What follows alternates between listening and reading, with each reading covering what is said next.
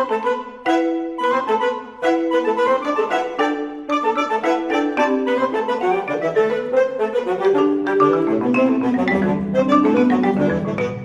Rosemary Armao, and this is Jay Jochnowitz, and we have lots of opinions we want to share and hear yours.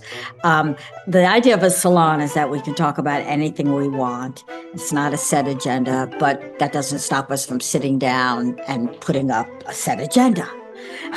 So we'll start with that, but it's open to revision or just throw it out and start all over again. We have two topics that we most want to zero in on today. One is death and grief, and the other is yesterday's protests, the anti-Trump protests. One is filled with joy and creativity, and the other's death.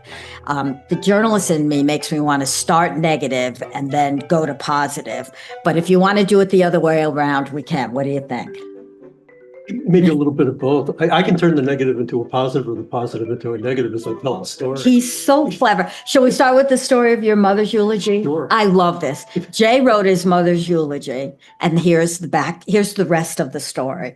All right. So I got to take it back to 1985. My father had just died at a young age. He was 59 years old. And I didn't do public speaking then, and I really didn't do it up until about maybe 5-6 years ago. So they said, "Would you do a eulogy for Dad?" And I said, "Yeah, I'll do a eulogy." I wrote him what I thought was a really good eulogy. The problem was I had to deliver it in front of a crowd of people, and it was a rather large crowd between my mom's circle of friends from years of teaching and years at Hadassah and all the, she was a very social person. And then my dad's side of the family. And so I'm standing in front of this group and I'm terrified. And I'm kind of delivering it by rote. I'm just reading it off the page. And deep inside, I knew it was not a great delivery. Even the rabbi kind of at one point put his hand on my shoulder. I don't know if it was to fortify me or what, but I was sad too. But anyway, after the eulogy, my mother came up to me, and without missing a beat, I mean, I had just sat down, and she said, "You really need to work on your extemporaneous speaking." And that's the kind of thing that sticks with you for a long time.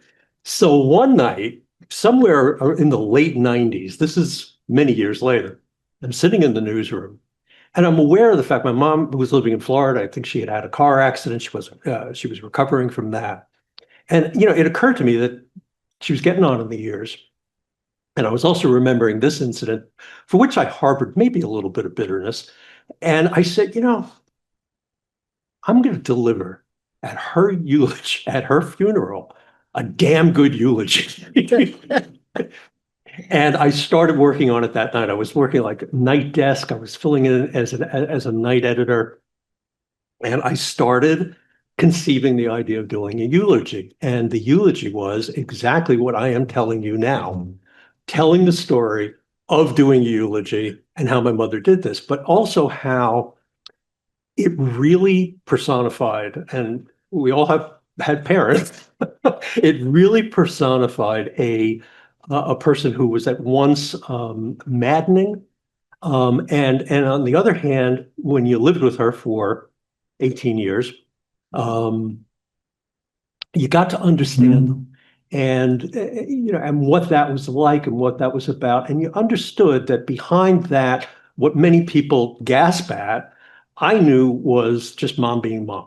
It was her wanting the best from her son and wanting to bring out the best in him, and delivering that message without as much grace as I might have tried to do if it was one of my kids. But we can't fix our parents. They kind of come to us whole, and we just drive them crazier as the years go by. So that was that, and it was a good. And we got down to Long Island. She died in New Hampshire. We had the funeral on Long Island. It was a graveside funeral, and we just, sat around as a family, and I told this story as her eulogy, and I think it did her justice. I was, comfortable telling it. It was just a story. it didn't have to be a big performance. It just needed to be a story. As a mother, I'd be a little bit nervous about my kids spending years every spare minute writing my death sentence. Oh, the revenge feeling Yeah. of it all was what was it was a little delicious, to be honest. Well, as most of you know, I wanted to take up this topic this time because my mother died on September 23rd, so about 3 weeks ago. And I have been writing about my mother and living with her since the 1990s, so for decades. And losing her was like losing a mother, but also she was my roommate. She was closer to me than a spouse. It's been horrible. And I'm shocked by it. I still am. I'm going to lose it, so you have to forgive me. Um, I thought I was ready for it. She was 2 months short of 100. She was very ready. She repeatedly said in the last months before she died that she had had a great life. She was content. She was ready to go. Let's get this over with. So I thought I was ready, and it would be like, okay, great. Then, I don't have to stay home all the time. I can travel more. And then came the day before she died. The last week was bad. She stopped eating. She was not very responsive, if at all. And for me, the worst thing was she couldn't keep false teeth in her mouth anymore. And it was dangerous. You couldn't for appearances. So they came out, and then your whole face caves in, and you look 100. And she looked like she was going to die. But the Monday, she died on a Tuesday. On that Monday, hospice, which she had been coming for a year, they were there. There was a nurse, there was a social worker. They were running back and forth with prescriptions because they finally put her on morphine on that last day.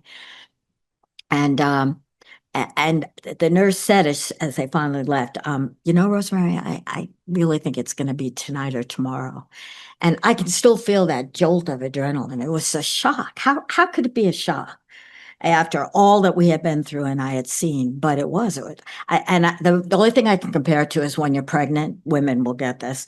And you're planning, you're going to have a baby, the dates or approximate date, and you're planning and you're buying and you're getting nesting and getting all ready for it. And then it's a shock when that damn water breaks. It's like, oh my God, this is happening. And that's how it was.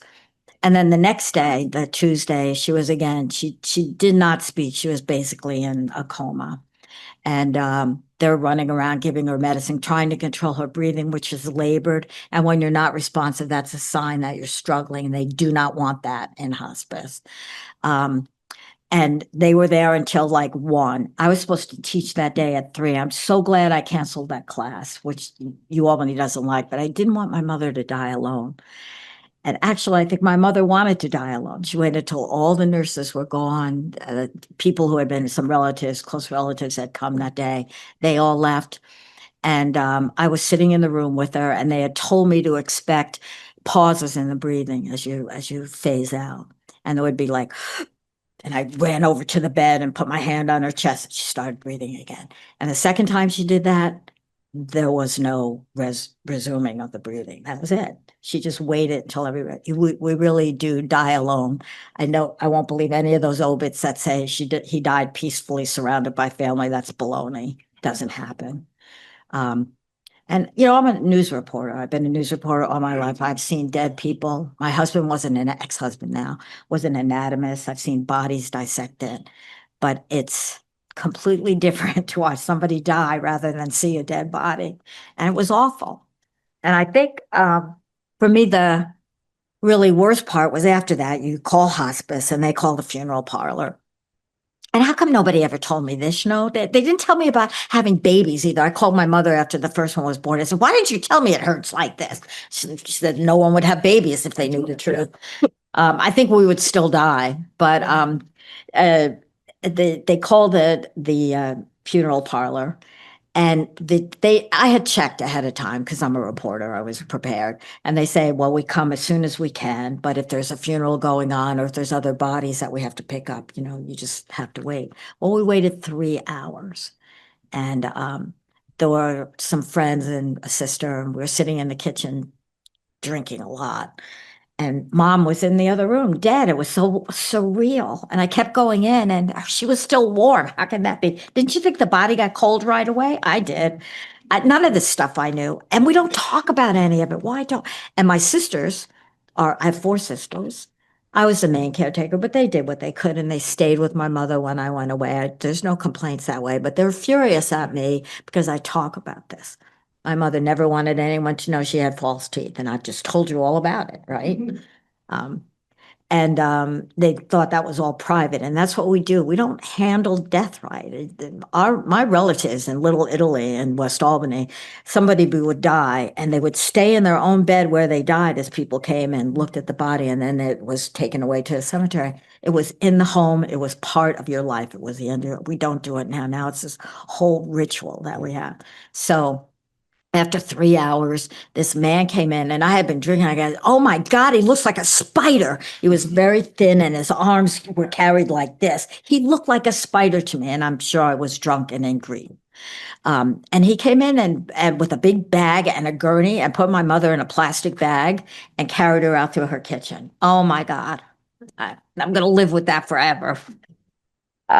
So then we have a service, and my mother, I don't know how she would feel. I mean, I wrote about her, as I say, for 30 years, and she read all the stuff and mostly laughed at it when she could. She would understand that I write about this stuff. But at any rate, she had demanded, like, I don't want to close, it has to be a closed casket, and I want a straight obit. Just, she died, here's the funeral services, survived by, that's it. So I am actually a terrific obit writer. I love writing obits. But for my mother, I gave her what she wanted. My sisters are mad at me at that I present her as a helpless, dying lump in a bed in all the things I've been writing, all my essays, and an obit, which should be her public facing presentation to the world. I did this flat and, straight obit. So they're mad at me about that. But they did still ask me to do her eulogy, which was weird. And I had not spent my entire adult life writing my mother's eulogy. It wasn't an all-consuming thing. I should be clear You about did that. other writing. Once in a while, I worked on it in my head. So I stayed up. I stayed up the night well, it was the night after, because I was too drunk the night that she died. But the next night, and I wrote it, and I read it to a friend who said, oh yeah, that's pretty good, and made some changes. And then I gave it to like a surrogate daughter of mine who is a writer. And I said, yeah, just give me some pointers. What do you think? And she said, we should talk. I said, oh man, this is going to be bad. And she basically said, it's lousy. It doesn't sound like you. And it's about you or your sisters. And she was right. So my mother, I don't believe in this stuff, but I think somehow she had a hand in this. I was going through her paperwork and I found the written out eulogy that she wrote for her father. And it begins, goodbye, Pop, we're going to miss you. So I said, oh, that's it. So that's what I plagiarized my mother. And and I said that in the eulogy. I started that way, and the whole thing was addressed to her, as it should have been. One of the lines is, my mother would scream at us if we referred to her in the third person while she was there, like, she thinks this, which daughters would do. She's such a jerk. We always had to address her in the first person, and that's why I said I can't do a eulogy in the third person. We got to talk to you, Mom. So that's it. And I am still continuing to write because I'm amazed at the power of this grief.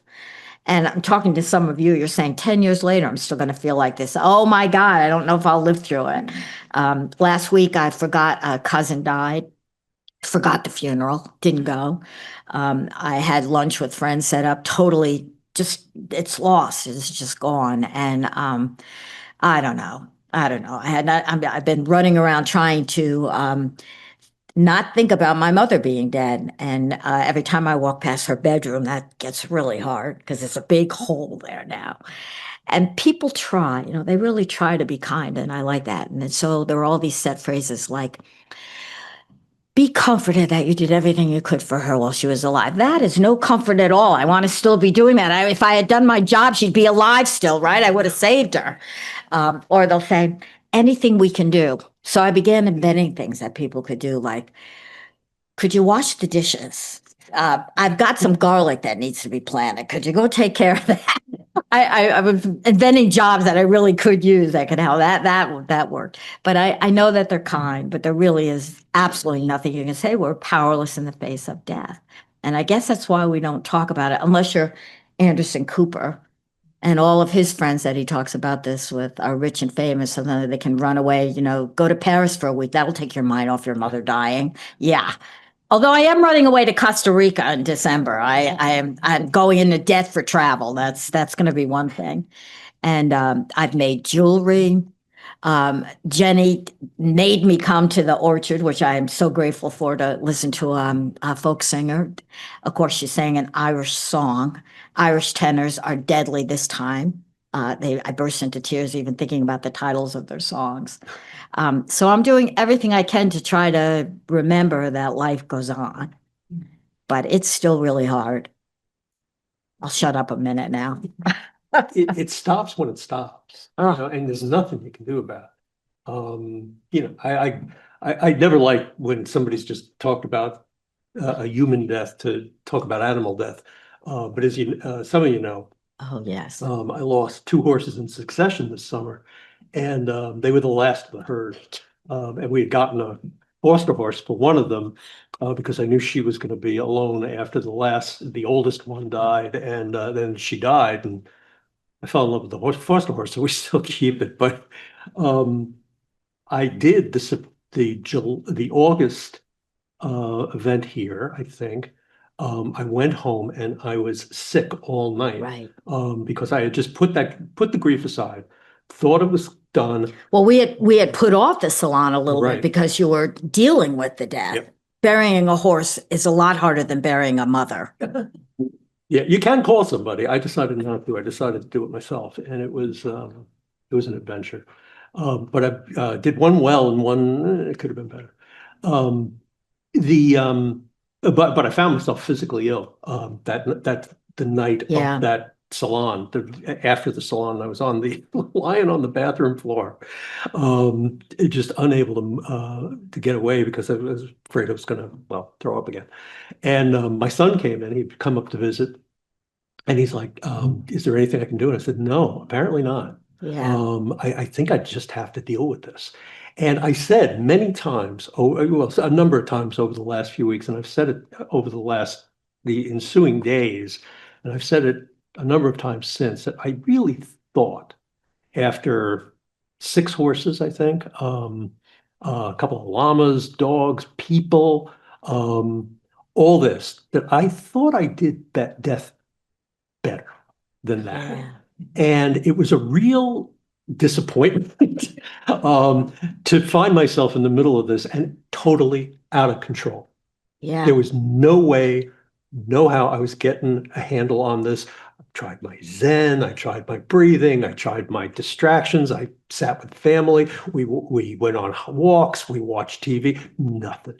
It just grabs you. And I have a poem I won't even write. I've written some notes in the bars. Oh, this would be a really good poem about grief. And I can't get back to it yet. It's like I don't even want to deal with it. Ernest Hemingway used to say that any experience you had to wait 6 months before you could even think about writing about it. And I'm understanding that. The essays that I've written about my mother have found a response because no one talks about this, and suddenly I am. So I'm getting all this credit for being honest and vulnerable when it's really the same experience that everybody has. And so when my mother died, I got a lot of people saying, "Oh, I hope you're working on a book or put this together in a series." And I actually am. It started as living with my mother. I moved in with my mother after a divorce, and my sons all thought I was gay. That's why I got a divorce. And so I had to prove, no, I'm not. So I actually have a significant other who's a male, and I lived with my mother. She was my roommate. So I began writing, living with mom, and it always used to piss her off that people would say to me, "Oh, what a good daughter. Oh, you're living with your mother." She goes, "Where are the people saying, you're letting your daughter move back? What a good mother you are." And she's right. So, but that is no consolation to me now either. It's one of those words that people say to be kind. And it's like, oh yeah, I'm profiting off of my mother's death. I'll be writing a book about it. Film at 11. And Jay, I have never belittled people who compared the death of an animal, the loss of an animal, to a parent or a good friend. It is the same. It's the same loss, and there's no companion, and what might have been, and what was and never will be again. And I'm going to die too. Oh, yeah, there is that thought that, oh, wow, I am so mortal. I mean, for years I thought that, oh, I'll be different. My hair's not going to turn gray. I'm not going to get wrinkles. I'm going to be different. And you're not. Yeah. And the death of nothing says that more to you more than the death of your mother, I think. Yeah, the inevitability with all this. I think I can remember the first time I conceived death as a child, and I was lying in bed, and it was a terribly lonely feeling, that it was like, oh my God, my parents aren't going to save me. Nobody's going to save me. And how do we deal with this for 70 years? Forever. I know. I have to live with this idea. And then you put it aside. And I think we're all a little insane in that sense, that we just deny that death is forever. It's because it's too hard to think about it, so you don't. But you're right. Without your parent, I mean, she was the first, even deep into dementia. She would, in fact, it was better when she was in dementia, because then she would forget everything, and I could tell her the story all over again. But she was the first person I would tell happy news to, bad news to, worried news to. It was my mother always. Now who? I'm going to call you, Jay. Okay. I'll plant your garlic for you. Oh, you'll plant my garlic. Oh, God, my wife's listening to this, and she's going to know I didn't plant her garlic yet. And I think out of the mouths of babes, my 5-year-old nephew was at the funeral and at the burial. And we go to the cemetery, and of course there's a big hole, and they put their contraption on it that the casket rests on. But he goes immediately and is staring deep down into the hole and asking the series of questions that anybody will listen, like, how deep is it? They're going to just dump her down there? You're going to leave her alone in that scary hole? And wow. Yeah. Killer. That's wonderful. He's a budding journalist. Yes, that's what we said. Yeah, another journalist in the family. It's true.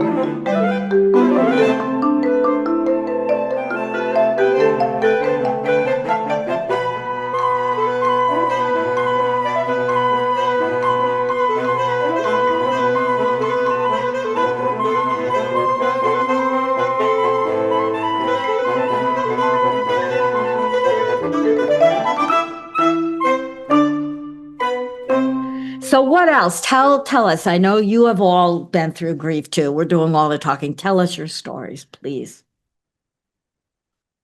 Yes. What's really difficult is that we live in a world in which no one speaks about death and dying. And the only thing I knew about dying was what I saw on television growing up. And that is that people put their hands on their chest and close their eyes and die. And that isn't what happens. No. And so when you go through the process of caregiving, during which time the needs of a human being are paramount in your own life, and everything trumps what your needs are, because it's all about what can I do for the other person. And then when they actually begin actively dying, we are simply not prepared for the logistics of what that looks like, how to be there for them, and how to be there for ourselves.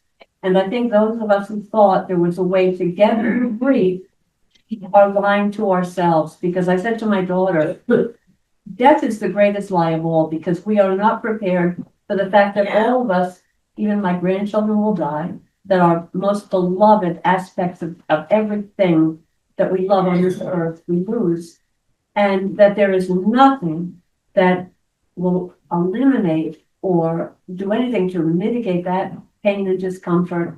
The only way is to experience it. And it looks different for everybody, and I think it takes a long time. So I am grateful for the opportunity to be in a space where people openly share their experiences of things that we are not permitted an opportunity to talk about, because I think we need to start a dialogue. Other than with Anderson Cooper, we need to speak to each other about what that's like for all of us. So I'm grateful to be listening. We've turned this into a grief support group, I think. Yeah.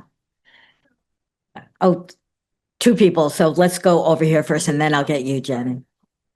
Oh, okay.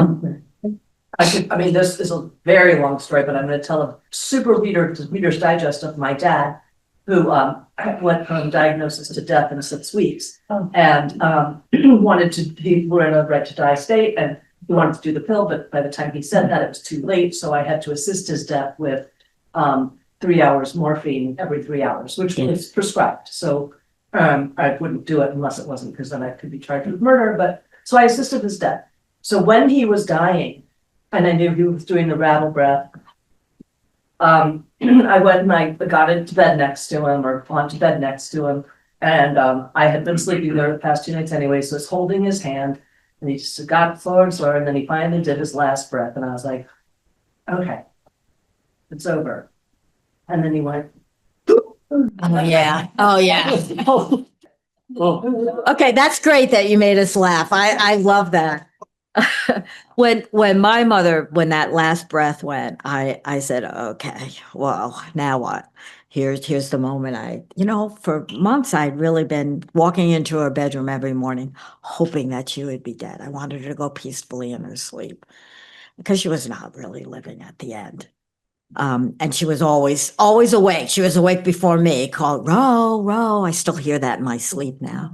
But after she died, I washed her face and hands. I combed her hair. I made sure all those hairs, that we get here, they were all plucked out. And I cut her nails. And then I called hospice. Yeah. Oh. Okay, talk, please. That husband, there were 3 women in the neighborhood, and they came over and we watched him together. Well, just Yeah. because I wanted to, and they went along, and it was just so beautiful. It's really, really. But so 2 years after he died, I didn't like Arlington, Virginia. I didn't want to stay there, and so I moved in with my mother. But it was not I don't know what your transition was like, but mine was, kind of tense at times. And my uncle, my mother had taken in my uncle. And so he was living there too. And it's a huge house, there's no issue there. But and then one day, my sister and I were taking a walk in the snow, and we get this frantic call from Uncle Jack that your mother stopped breathing, or Gosh. And we ran over, and she was gone. She had been painting down in the basement, which she was always doing her art. And she came up the stairs, and she must have heard a little. She had it was lunchtime. Did a little shot of sherry, and sort of like slid to the floor. And so it wasn't until really several years later that I realized that I had been living there for 6 weeks, and my mother died. I had no idea. I thought it was I'd been there a long, long time, and I was being a horrible daughter. And 6 weeks. I know. It's so that fog to go into. Yeah. We've talked about what's worse or better. A quick sudden heart attack or a car accident, and you lose somebody, or this long drawn out years thing that I know you had and I did with my mother. I don't think either are good. They're both awful. Yeah. My And husband was sick for 9 months. yeah, that's if there were real suffering and pain, like if my mother had cancer, I think I would have welcomed this, but I didn't. I wanted her, I even diminished. I wanted her to stay on that way.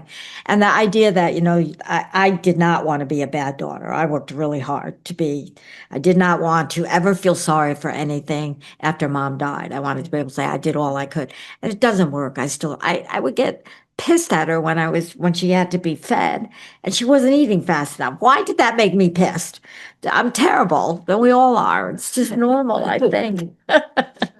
Okay. No, you were not. Yeah. So I know we're all thinking it, but I'll just say it out loud. I want to touch on that because you said it doesn't help knowing that you were there, that whole time and you did. And I want to just offer the other experience of, when I lost my dad, he was far away and he was dealing with a sickness and did not share how bad the sickness was, cancer, and he died. And I had visited him twice. He had moved to Mexico. And and we didn't have a very, he loved me, I loved him, but it wasn't like a real connected relationship, and we disagreed on a lot of things. And so I wasn't the best daughter to him. And maybe he wasn't the best father to me. You know, I like at 20 years on, it's a little easier to think about. So I think that it takes longer to process when you didn't have that more connected relationship. So That's right now, interesting. I don't know for sure. I've lost my grandmother who lived in my home my whole life, and she was 95, and I was with her, and you know, death rattle, the morphine, everything. And that was an easier transition for me, being fully selfish, all about me, than my father, who I was less connected with. So like, and Jay, I just want to share, my mother, we were comparing our signs for the rally yesterday. And she could criticize my sign. So, with that, I'm like, come on, is there nothing I should do wrong? So I can empathize with that. And I have a great relationship with her. I'm very connected and all that. But so there's like those two things.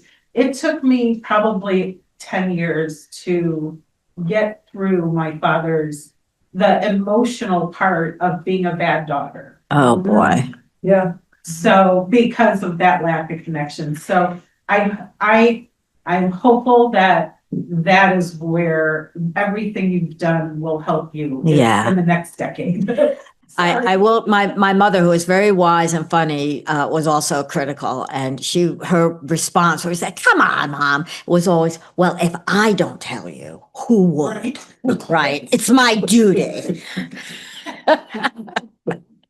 Yeah. She left us a lot of good memories, and yeah, people will say, oh, I hope your memories will support you. Yeah, they will sometime, not this week.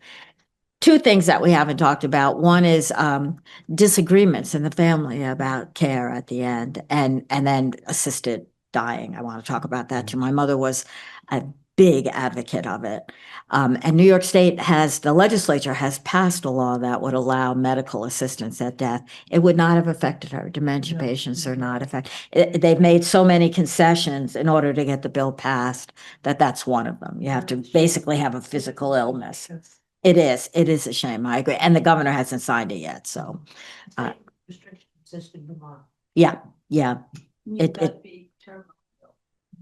you have to be terminally ill, and you have to have doctors certifying that you're terminally ill. And that doesn't, with Alzheimer's or dementia, that's not going to happen. So that's one thing.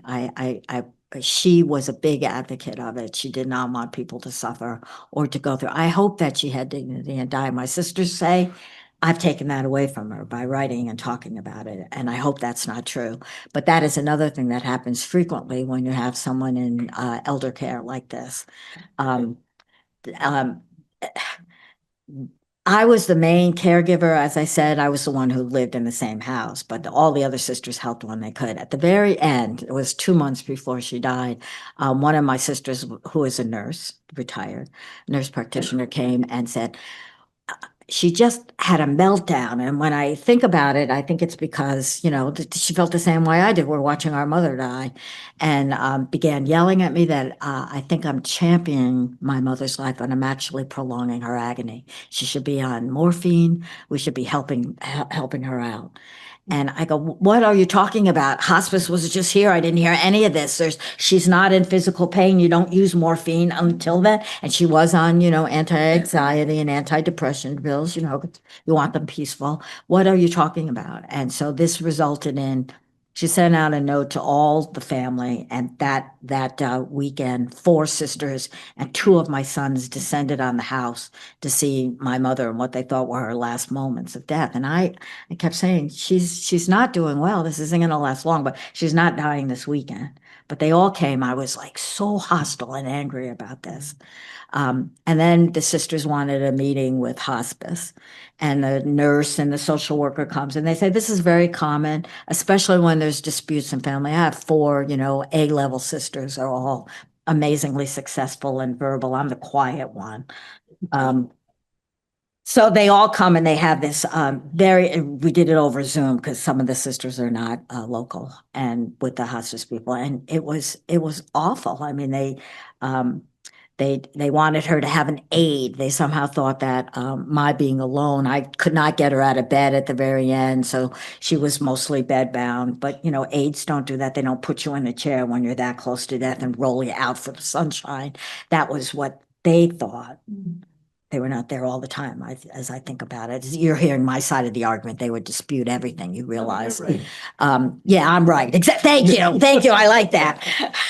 But they wouldn't have rolled her out. I said, don't frame this as, oh, we don't want you to work so hard. What is she missing by not having an aide that you think she should have? And that was it, that she should roll her bed right out into the dining room and be in the middle. I did not want my mother. She's the private person. I wanted her in a room that the cats were there with her, the TV was on. And then my youngest sister, who was a veterinarian, said, if she were a German Shepherd, I'd kill her. And it was blunt, and that's my sister, but and I appreciate that. We do treat our pets better as a near death than we do our parents. My mother did live longer than she should have. She, as I say, I don't think she was suffering in the sense of having pain or agony, but she was not really living in the end. I wouldn't have done that to one of my cats. My sister is not wrong. So, we had amazing agreement, my sister and I, because my mom made the decision for herself. That's good. She had been in and out of the hospital for probably a year, 1 to maybe even 2 years. Just every once in a while it would be, and it was the cycle she was getting in. She would go in for some sort of esophageal problem, and then she would have to go in for nursing care, rehabilitation, and then she would go home, last for a while, and then, it would repeat. And then she finally went into a nursing home, and they thought they could get her, back again. And she said, I don't want to do this anymore. So and we all sat in a room with the nurse, and possibly the doctor came along, I'm not sure, and her boyfriend and my sister and me. And I just remember she was wrapped up in a towel. She looked so tiny. She had been wasting away too. And she said, I don't want to do this anymore. And so the nurse explained the options. She said, we can take you off the medication, all the assistance. And, that, and she said, oh, that's what I want to do. And I was sitting there thinking, this is what she wants to do right now. She's not going to follow through with this. Give her a day, give her 2 days. No, she stuck with He that. made that decision and she stuck to it. And my mother, from the time of her 40s, began talking about how she did not want extended measure. I mean, she would write, do not resuscitate on napkins when we went out to dinner. And I was literally afraid when I went away. I was working overseas and my mother was living at home and more in my sister's care. I was afraid she'd fall and break a leg and they would put her to sleep because that's what she wrote on the napkin.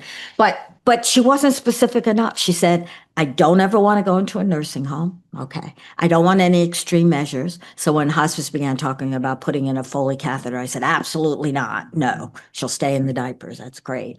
But my sister, again, the veterinarian sister said she didn't want to be Terry Schiavo. And I said, but she's not Terry. Terry Schiavo was brain dead.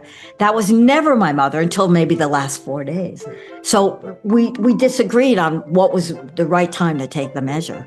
And then, as hospice pointed out, you live in the wrong state for that. You don't administer morphine to hurry up death. You just don't do that in New York.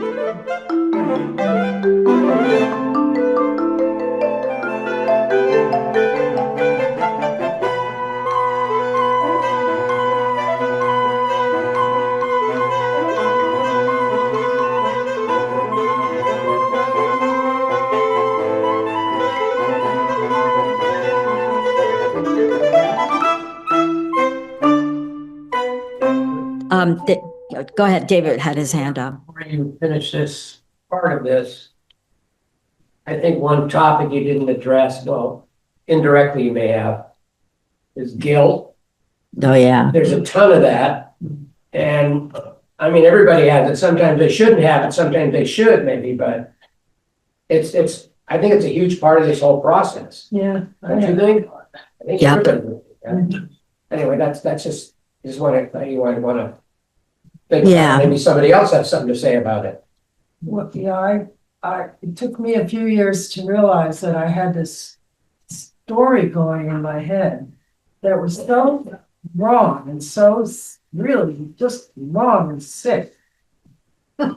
I'll say that before I tell you this, but I had this story going that my husband had to get sick with lymphoma, T-cell lymphoma, and it was his only way out of the marriage, the only honorable way for him. Oh, dear. Oh, my God. And he really loved me. We loved each other. We had a great marriage. Anyway, it took a long time to get rid of that one. What a crazy. Okay, that is sick. Really, get rid of that. Yes. I just tell by how I'm telling you. My husband struggled for probably 12 or 13 years with dementia. Yeah. But the last 5 weeks, it became physical. And he died in the North Adams Hospital, which I will recommend highly to anybody. They were awesome. But the day before he died, he rallied. And that was such a blessing for us. And the whole family was here. How many years ago was this? It was this Mother's Day. Oh, dear. Okay, so you're raw too. Yeah. Yeah. Gosh, said. Yeah. You know, my grieving was, there's good and bad in each marriage. Yeah. And I was concentrating on the bad, and I don't know why. Yeah. But my friend said, it's probably the way you're grieving. And Yeah. at that point, things got better. Yes. Yeah. Yeah. Yeah. They While I'm getting to. they tell you that it's one of those platitudes that everyone grieves in a different way. There's no good way. Yeah. Although I understand Cooper, the week in Paris, I'm still going with that. That might. My mother, for 10 years, I took care of her. Then she had to go to nursing care with dementia. I went twice a day to the nursing home. And when she died, the guilt I felt, because my feeling was I could have done more. Yeah, I have that. Look at that and say, I'm probably not normal. Yeah. I'm still not, but I felt I could have done and should have done more. And that is so corrosive. I don't know that there's anywhere around that, but that was that 10-year journey. What else could I have done? I don't think I probably could have done more. Because I'm a journalist, I prepared for this elder care, taking care of my mother, and I talked to a lot of people who had done that. And the two best lessons I got, aside from use Febreze, because it doesn't just cover over odor, it actually neutralizes. The best advice I got was you have to maintain the dignity of the person. So I'm telling you a lot about my mother, but I'm not telling you the worst stuff that went on, and I won't. And that stuff that should stay quiet. And the other thing was, okay, I'm forgetting the other thing. I'll remember it in a minute. It was. No, I'm losing it. I have to go on. Sorry. There was a hand over here. I'll come back to it if it comes back to me. I'm the youngest of 5, and my parents had been together 68 years, and they lived at home until they went to the nursing home for health issues. My father was first in the nursing home. A few days later, my mother was in the nursing home across the hall, but my mother had severe dementia, and sadly, she had the mean side of it. Oh, So yeah. my father died January 30th, that Sunday night, and my mother died February 7th, 8 days later. Well, we were all there. My mother died, and I was holding her hand, and I said to her, "It's okay, you can go." And at 1:20 that Monday afternoon, she died. And the family, my oldest sister was, what could I have done more? But you were there all the time. So when I said to her, just reflect on what the good things were. They're together now, and the funeral was in March, and the interment was in April in Saratoga National Cemetery.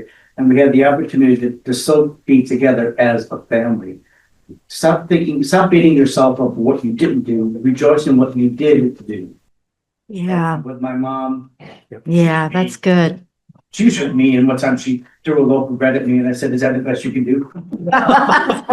But when at one point they're not your parents anymore, they're just this other person. Yeah, I yeah. mean, my mother said the F word once, and I told her I was in fourth grade on a Wednesday, and I said that, 10 years old, and I had to eat dial soap. To this day, I won't use dial soap. It's just rejoicing what they did and what, the family, sister, like, stop Yeah, beating yourself. yeah, yeah, that's good advice. You're right about that, that final, what dementia does to you is different to every person. My mother got more mellow and nicer as she went deeper into the disease, and she also had some issues with walking. So I never had to worry about her getting out of bed. She would forget she couldn't stand up and then would fall, and those were terrible times. But she didn't like run away at sundown or something like that. So yeah. My encouragement to a lot of my friends is to video your parents, so later on you can hear and see them on recording. Yeah. Because, pictures are one thing, but just The voice. hear them. Yeah, that's true. That's true. My father died peacefully at home, and in the middle of the night, he had a heart condition, and that was 26 years ago. And a neighbor had a phone recording and brought it over just the other day. It was like, oh my God, to hear your father again after all those years, it was awesome. Yeah, it was like a ghost. Ugh. When I look at some of these YouTube videos, also the 70s, the paneling. Yep. That was 1973, dad was paneling. Before that, I remember my mother, I did something wrong, and I walked up the hallway with a pencil. And paneling went up, and then 40 years later, the paneling came down. I saw There's the pencil mark. That's a greatness. That's great. I did remember the other thing I have to tell you, the people who gave me advice. One was, maintain their dignity. You want people to remember. I want people to remember my mother as funny and witty and very good to our family, which she was. And the other thing was, don't deny them anything because it's hard. So I'm very proud that 2 weeks before she died, I took her to see a play. She loved to do that. And it required at that point, because she was so bad, I had to have someone help me to get her out of bed and into the wheelchair and out of the house or stairs. Every door in the house has stairs. So we had to literally carry her. And then I had to have someone meet me at the play to do the same thing to get her out. And then that was important. She wanted to go out to eat. She couldn't eat very much. She'd be tired after 10 minutes sitting there, but I took her out to eat as often as she asked. 2 days before she died, 2 or 3 days before she died, she woke up. She was sleeping like 20 hours, more than the cats. And she woke up and she goes, what do you say we go for a little walk? I did put my foot down on that. I said, no, there's no way we're going for a walk today. I saw another hand. We have time for, yes. Okay. That I had my dad record goodbye videos. Oh, nice. Goodbye videos for family members and best friends and so on. And then he asked one of them to do a recording for a goodbye video to me. That was, so steal that idea. Do you still listen to it, Jenny? That's a long story. Yes. I had a very different experience with both of my parents and my husband. But the one thing I'll say about my mother is she was a cyclic depressive. And as you get older, you go in deeper and longer. So in the middle of her 80s, she went through this depression. And, then she was a shell of what she'd have been. She was no longer depressed, supposedly, but she was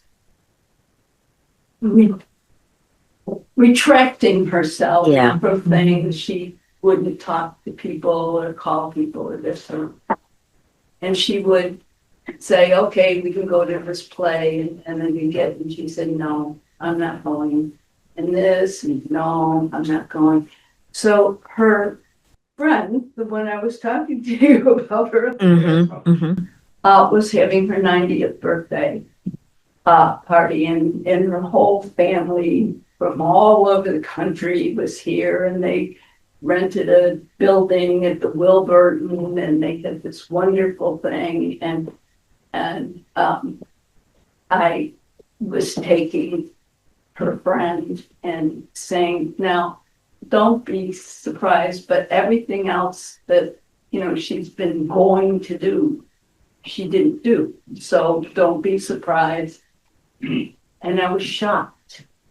The morning of this party, she got up. Yeah. She got dressed, and we couldn't tell with her weight changing from many years of being very sedentary. But we got her clothes. She went to Leah's birthday party. She interacted with people. Yep. She was her old self. Yeah. The last thing that goes is that instinct to socialize. And my mother at the end, she couldn't hold on to any thought. The memory was all gone. But she would say over and over again, like, what are you doing for Thanksgiving? And the person would answer, what are you doing for Thanksgiving? Over and over. 5th of August, Leah's birthday party. And I believe the 29th of August, she died. Wow. She had a stroke the week before, and then she survived, but she was. I'm so glad she had that last final party. Yeah, that's nice. That is nice. Your mom give them the best hugs.